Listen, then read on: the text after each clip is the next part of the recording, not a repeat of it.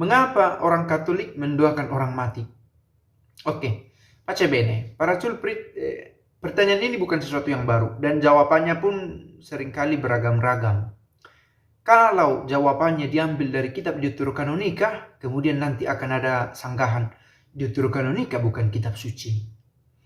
Lalu kalau jawabannya para bapak gereja mengajarkan, nanti tanggapan kemudian adalah sumber ajaran kita adalah kitab suci, bukan ajaran-ajaran manusia lainnya. Oke, ini masih bisa ditanggapi tetapi menjadi lebih panjang. Maka satu jawaban menarik saya temukan dalam satu artikel, bahwa jawaban itu memuat kutipan dari Kisah Para Rasul 9 ayat 36 sampai 40. Ketika Petrus membangkitkan seorang perempuan bernama Tabita atau Dorcas dalam bahasa Yunani.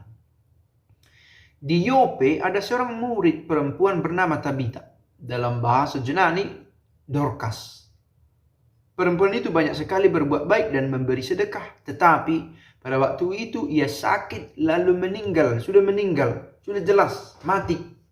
Orang mati. Inilah orang mati yang mau kita bahas itu. Dan setelah dimandikan, mayatnya dibaringkan di ruang atas. Oke.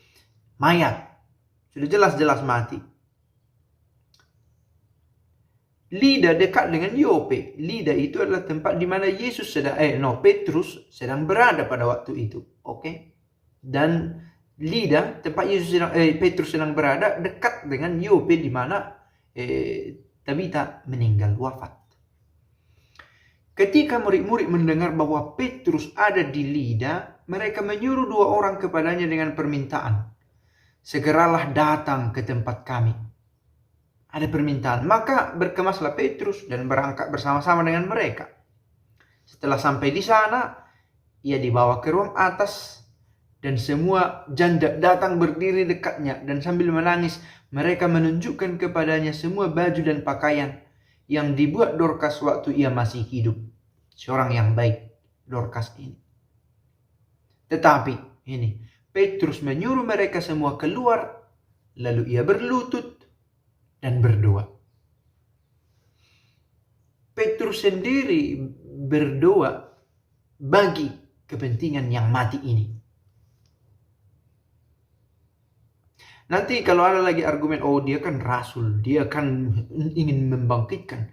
Petrus adalah manusia. Oke. Tidak bersih dari dosa. Kita tahu dia pengkhianat bahkan, yang takut untuk membela Yesus. Dan tidak seperti Maria disebutkan yang lahir yang dikandung tanpa dosa. Bukan. Petrus sama seperti kita. Berpotensi untuk berdosa tetapi berniat untuk menjadi murid Kristus. Dan dia berdoa bagi kepentingan Tabita kepada Allah. Dan kita tahu tadi Tabita itu sudah menjadi mayat. Tapi kemudian buah dari doa itu adalah kebangkitan. Persatuan dengan Kristus adalah kehidupan. Hari ini Paulus berkata, bagiku hidup adalah Kristus dan mati adalah keuntungan. Dan begitulah perbuatan Petrus itu membuat orang semakin percaya kepada Allah. Dan menarik juga kalau kita cermati apa yang dikatakan oleh Paulus itu. Sebuah kata yang dalam dirinya sebagai kata menarik untuk didengar, tetapi menjadi kekuatan juga untuk dihidupi. Bagiku hidup adalah Kristus dan mati adalah keuntungan. Memaknai hidup dalam kesatuan dengan Kristus. Sehingga kematian bukan sesuatu yang menakutkan. Pace bene.